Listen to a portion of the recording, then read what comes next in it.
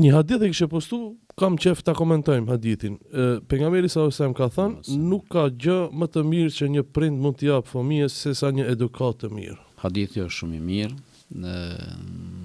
ndoshta kur përmenden prindërit janë emocionet tona pak më të veçanta e di edhe tuat edhe të mijat, sepse për shembull unë nuk i kam të dy prindërit. Edhe unë njëjtë. Njëjta vlen edhe për ty. Allah i mëshiroft. Amin, inshallah. Por realisht unë duke pa edhe ato që ka prindërit tonë kanë bërë për neve, dhe ndoshta edhe më shumë duke shiku çfarë na muj me bën për fëmijët tonë, vim te thelbi i këtij hadithi.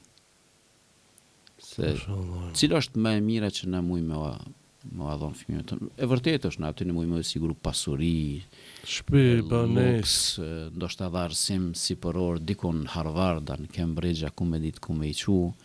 Pra ma konsideroj që ajo pjesa që ka të bën me edukatën është thelbësore, sona. Ajo është bazamenti më i shëndosh, nëse ua kemi dhënë fëmijëve tonë edukatën e mirëfillt, atë dijen bazike të mirëfillt, atëherë ata shumë më lehtë kanë me mujt me hapëru në jetën e tyre. Edhe kanë me arrit të tjerat.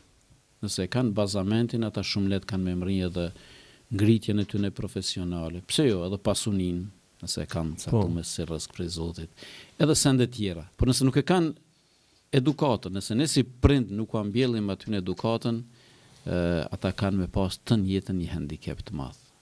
E vërtet, ka mi eduku shkolla deri në një mos.